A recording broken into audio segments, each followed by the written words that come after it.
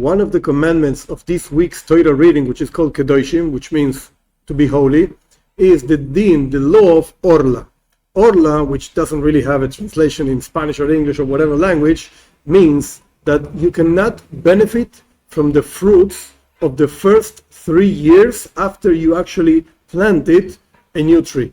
And this doesn't apply only to new trees. Like if you take a tree from one place and you put it in a different place, then the fruits of the first 3 years after transplanting this tree to a new place, you cannot take benefit of them. This is called Orla.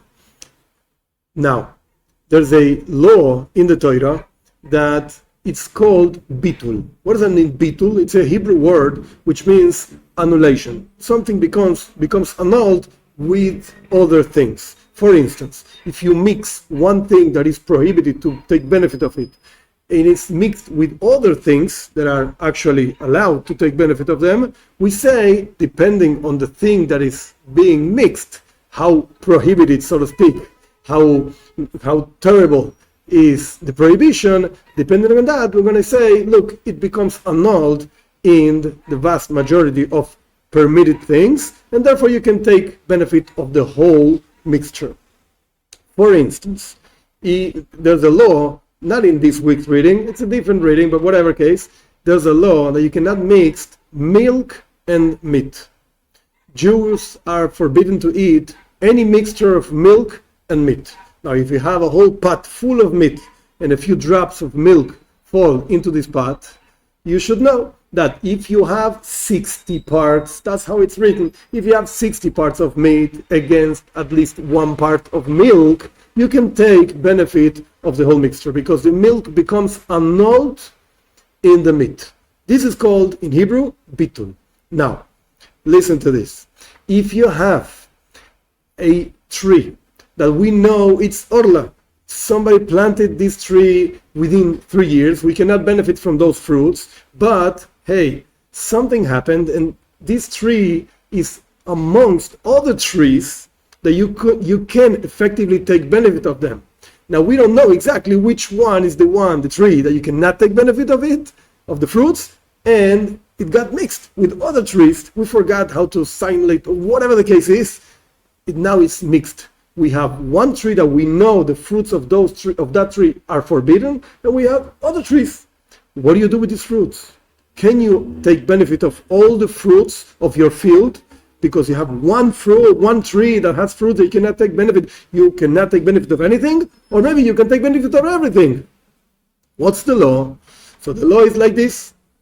You cannot take benefit of any of the fruits of the whole field, because there's one tree that has fruits that are called Orla. You're going to have to wait for 3 years to take benefit of any of the fruits of the whole field. That's the law. Now, there's a continuation of this. It doesn't stop over here.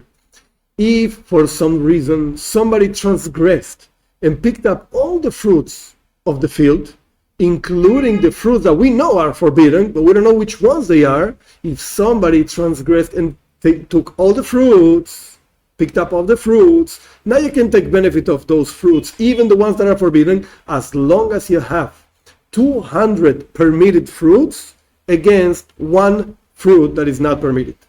So milk becomes annulled in meat if you have 60 parts of meat against 1 part of milk.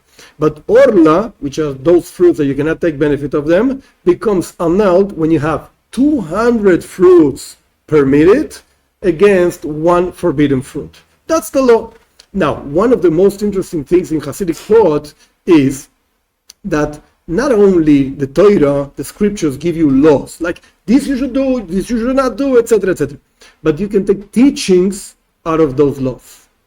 Now the question is, if you have a fruit that you cannot pick it up, I just explained, you cannot in first instance go and pick up all the fruits. You have to wait for 3 years because the fruits are forbidden. Now why is it that when you picked it up, you transgressed? Or somebody transgressed, whatever the case is, and you picked it up. Now you can take benefit of it. Wait a second, if you cannot take benefit, you can never take benefit. And if you can take benefit, you can always take benefit.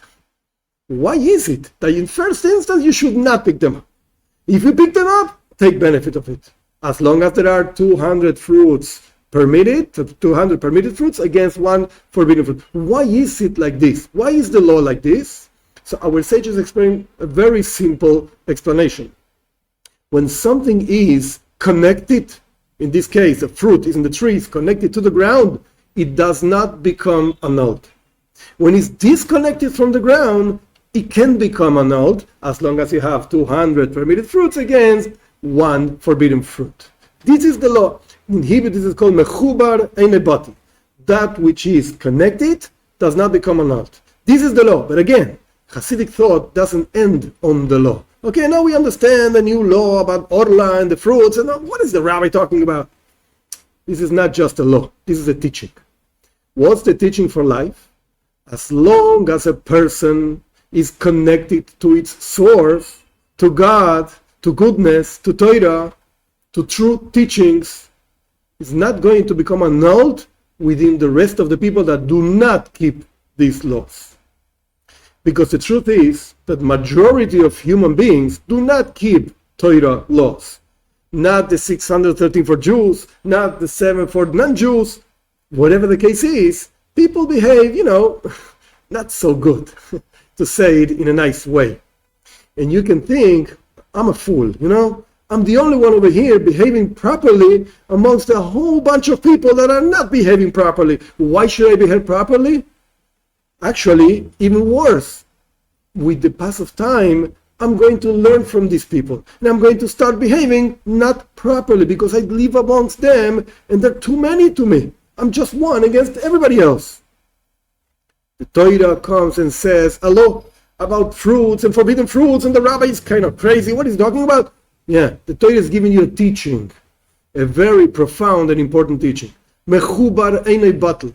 If you're connected, you're not going to become annulled.